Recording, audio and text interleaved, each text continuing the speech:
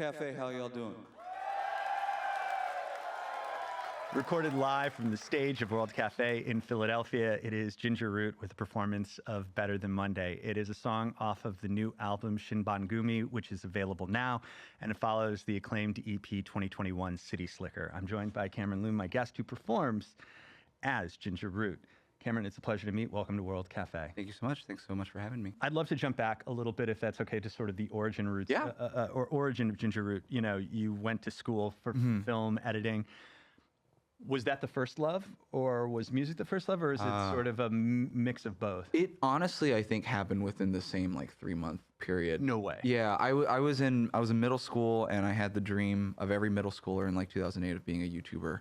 I wanted to make vlogs and do that for full time, but I'd make stop motion video. And anyway, so I saved up for my first computer, and I had recording software and I had video editing software. And I just kind of played around with it. And I loved doing both kind of at the same time. And I would make little loop songs for my videos. And then I'd make videos for the really crummy songs about lunch that I was writing, and stuff like that. So it was definitely at the same time.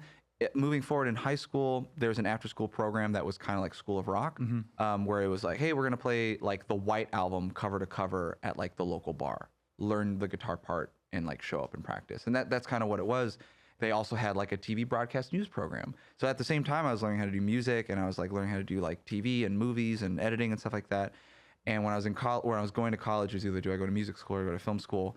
And my parents, having a child that wanted to do 2 creative endeavors, were I think film has a little bit more, money involved. Trying to look on the bright side. Yeah, and I was I'm very thankful that they were approved of either one or whatever. But so I ended up choosing film.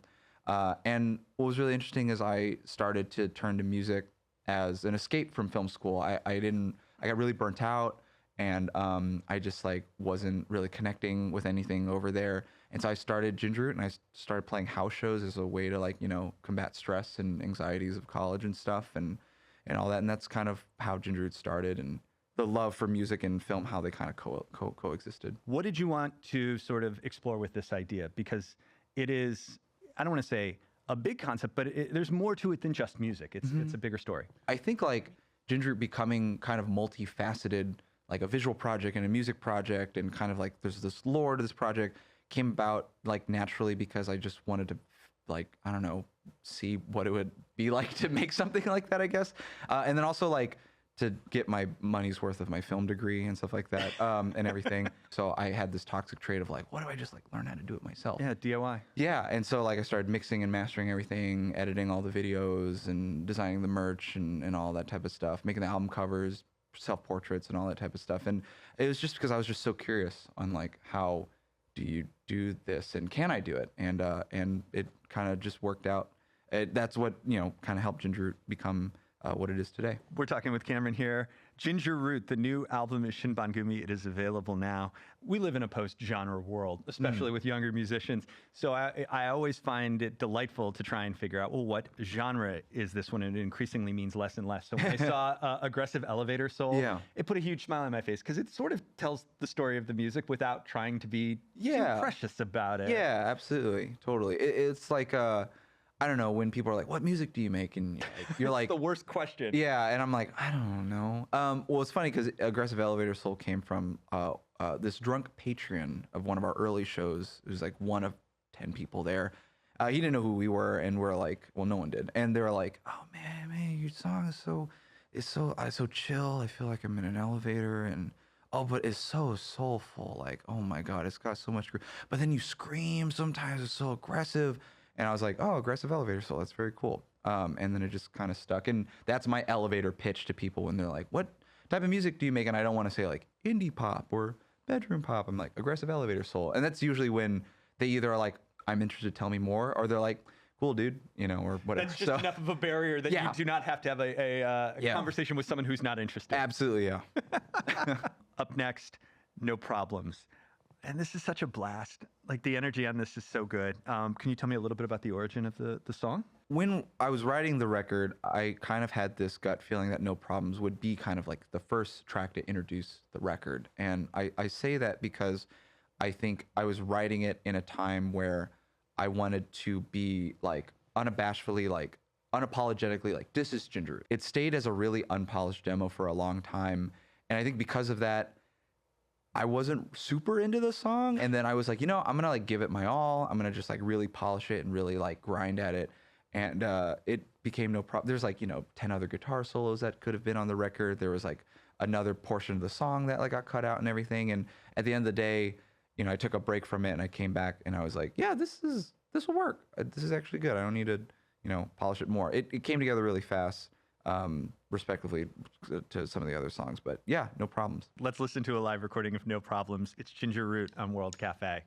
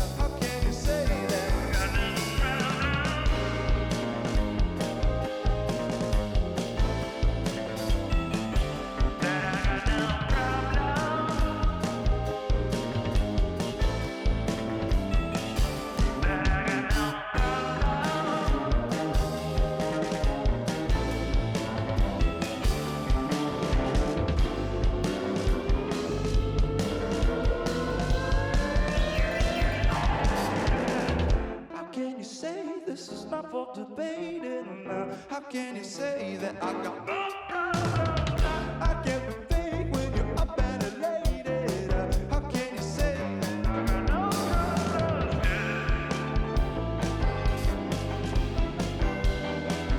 That I got no problems.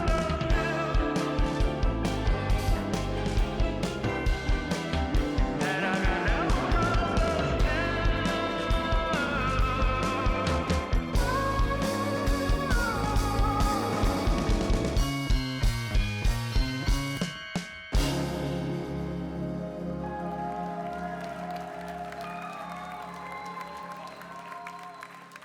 Recorded in Philadelphia, it's Ginger Root on World Cafe. That's No Problems off the new album, Shinbangumi.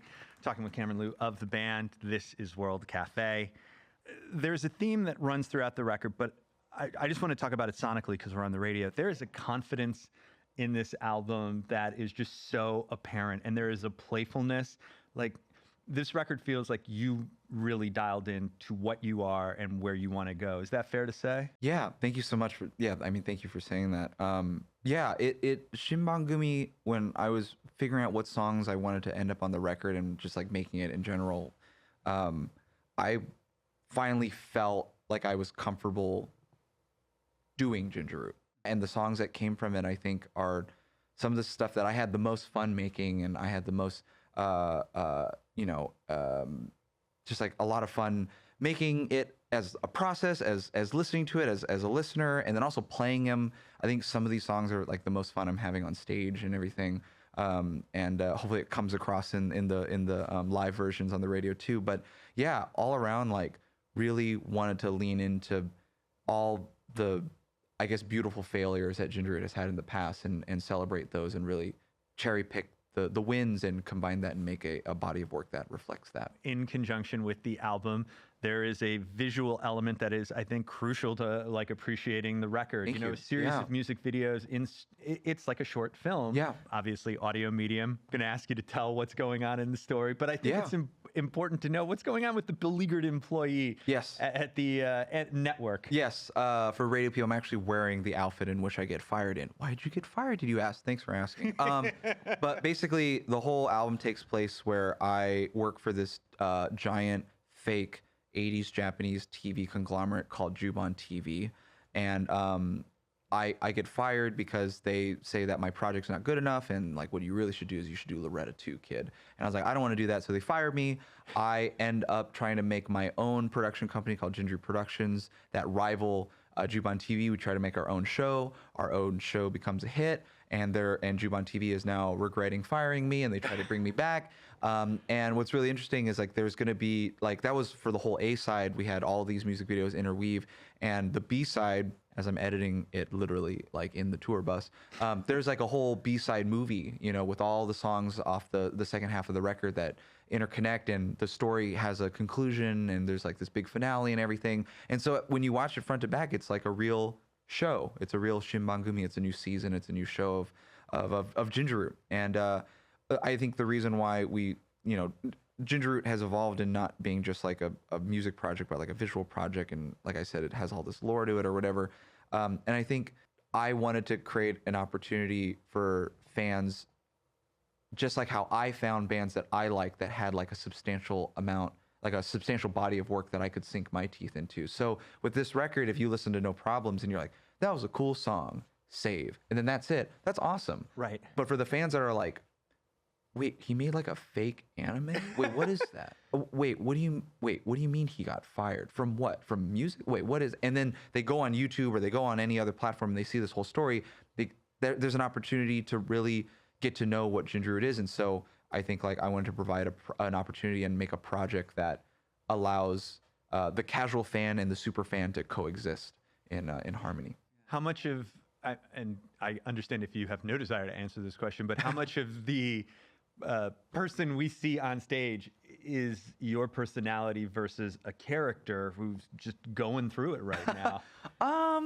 It's maybe like 80% really me. Yeah, and 20% just dialing up maybe the ham a little bit, But no, I think what's really interesting too is like Ginger Root is a very personal project of mine. It's not really a character. It's kind of just like an amalgamation of stuff that I like and that I want to share, and stuff that I'm inspired by, that I want to say like, hey, like, this is who I am. This is what Ginger Root is. And so, yeah, on stage or on screen, it's it's a little maybe dialed up one notch, but for the most part, it's Cameron Liu. We're talking with Cameron Liu here on World Cafe. Performs as Ginger Root. The new album is Shinbangumi. It's available now. All Night, and I know that the namesake, Ginger Root, is, I think, comes from Wolfpack, but Yes. I was getting some Wolfpack energy Yes. on All Night. Can you tell me a little bit about the song? Yeah, All Night was my attempt at making an introverted club hit. And An introverted club hit? yeah, I've never been to a club. So I was like, what would people listen to in a club? Maybe I don't know. But it was funny because I was writing the song and I wrote the instrumental for it. And when it came down to writing lyrics, I was at one point being like, well, maybe it's just an instrumental song, because I didn't know what to write about. Like, I'm a party all night. I don't do that. So David, our camera guy, it's been long enough where I could tell this story. He just had we're on tour in Europe, and it was my manager's wedding, and we all went to that. We had a great time, and he had too good of a time. And he went to, let's just say, an after party that we didn't know about. And yeah, he partied all night long in Paris. We didn't know what he was, and we thought he died straight up. But then he showed up to his hotel room at 6:30 in the morning, and he was telling his story of this excursion that he had by himself. And I was like, "Yep, that's the song. That's the song. That's what I'm gonna write about." And so All Night is about David's outing in Paris. Let's take a listen. It's Ginger Root with All Night, recorded live on World Cafe.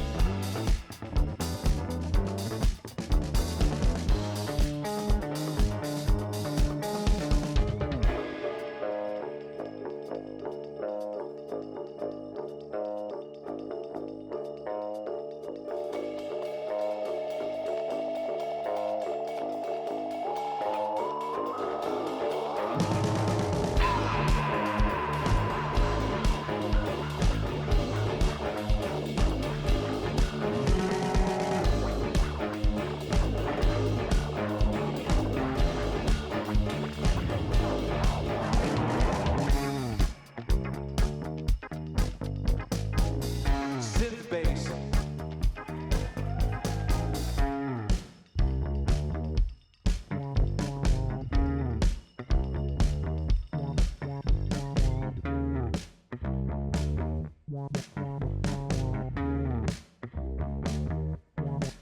Me and Dylan.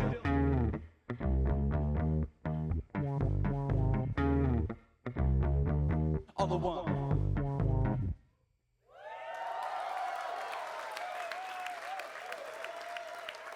Recorded in Philadelphia, it's Ginger Root with All Night. It's World Cafe, and I'm hanging out with Cameron Liu of Ginger Root. The new album, Shinbangumi, is available now. I'm Kallao. This is World Cafe. As someone who has been to Japan several times and can muster an Ohayo gozaimasu, or nani, or yosh, I have about 50 words to my name. You self-taught yourself Japanese. I don't want to say you have the entire language mastered, but you self-taught yourself Japanese during the pandemic. Yes. I could do a whole 2-hour TED talk on about it. It's something I'm very passionate about. It's one of my hobbies. But yes, in the short, it was COVID. I couldn't tour. I couldn't go back to work. The film industry was not doing anything. So I had all this time. I learned Japanese through a process called immersion. I just watched and listened to things that I was interested in, like with no English subtitles and no translation, for as close to 24 hours a day as I could. And I did that consecutively for 2 years, as much as I could, not 24/7, but like 18/5 maybe. But yeah, I learned through immersion, and I was able to pick up words and phrases, and eventually, kind of like learning your first language as a kid, you just kind of hear things or whatever. Mm-hmm. You create an environment that allows you to do that. And like at the 1 year mark, I was like watching a TV show, and I'm like, why do I know what they're saying? It's crazy. And yeah, and because of that, I'm able, while I don't think I'm fluent, I think I'm proficient. I was able to do interviews in Japan completely in the language. Met some great people. We shot a lot of the music videos in Japan, so I was able to kind of direct and talk to the crew in Japanese. And things went fairly swimmingly. Wow. So it's crazy. It's been a long journey. I'm still doing it as much as I can. Like I'm still learning, still wanting to improve and everything. And yeah, that was my Japanese language learning journey. It's been a year 4.5 at this point. Incredible. So that makes you neither a sub or dub guy if you don't want to be. Yes, I watch it raw, unfortunately. You know, musically, there are a lot of touchdowns, particularly on this new record, where it really does feel like it's sort of pushing out. But I think a lot of people came to your music because of the fascination with city pop. And I guess to sort of talk about city pop, genre from the 70s and 80s, very prevalent in Japan. I think you don't arrive at city pop like one day going, all right, I'm in it. Let's go down the rabbit hole. Yeah. What got you towards that world? This is all thanks to my high school statistics teacher. He knew I was a music fan. He was like, you ever heard of Kraftwerk? And I was like, nope. He was like, look it up. Strange music at the time, being like 16. But I was like, this is kind of cool. That prepped my brain for then finding out about Yellow Magic Orchestra on Soul Train. And I was like, this is cool. This is really cool. And I just fell in love with it. It was a huge inspiration back in the day. And then as I was learning Japanese, I had a resurgence as I was listening to all these songs.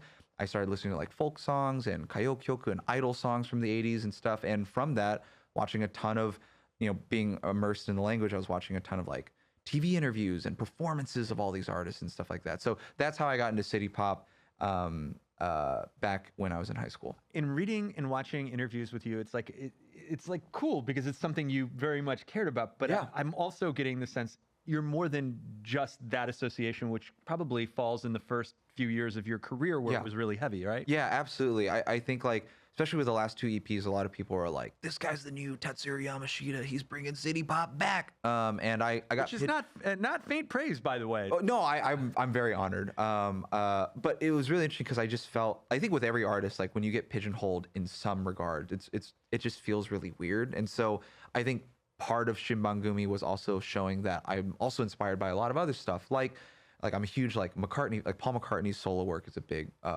inspiration for my Devo and B-52s and also like contemporaries like Wolfpack and White Denim and Kiro Kiro Bonito, Metronomy and all these bands.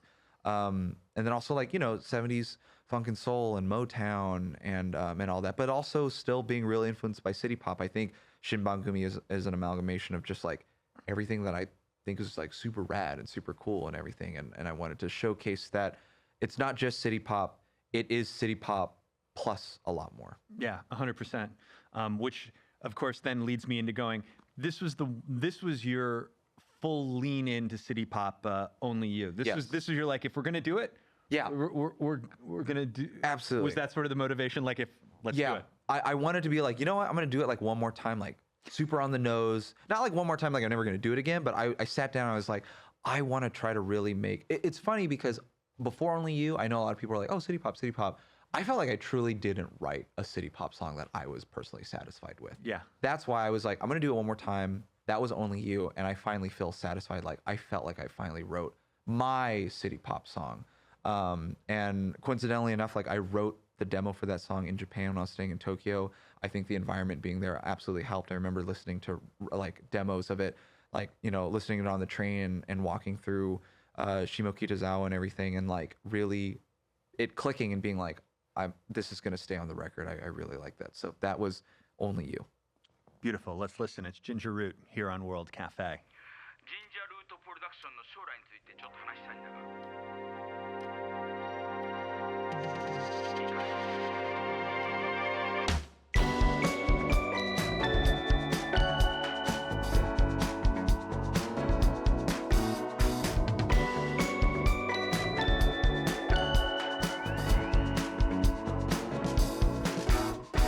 If I lose it, I can't tell.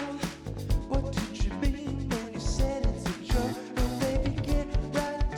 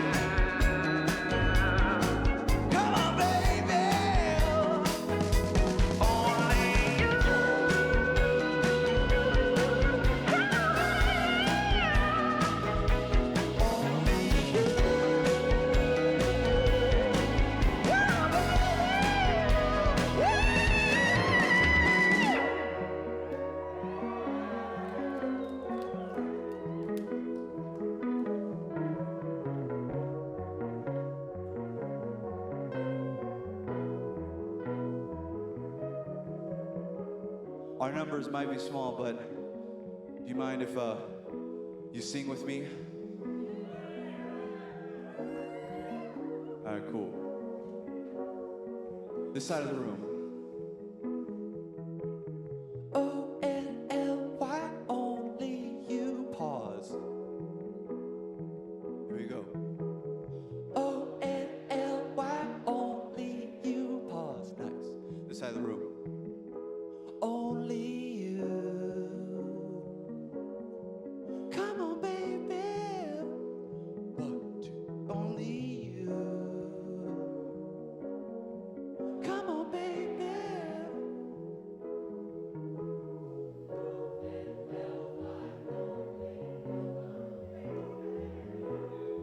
I know it's 12:30, but come on.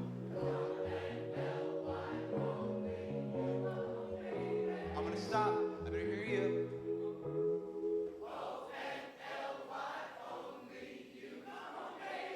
C minus. Let's make it an A plus. 1, 2, 3, 4.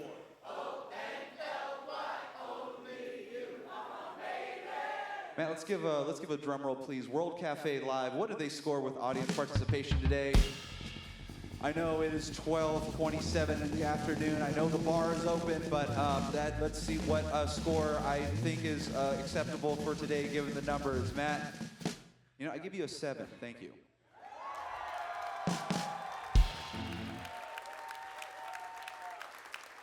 Recorded live here in Philly, it's Ginger Root. It's Only You.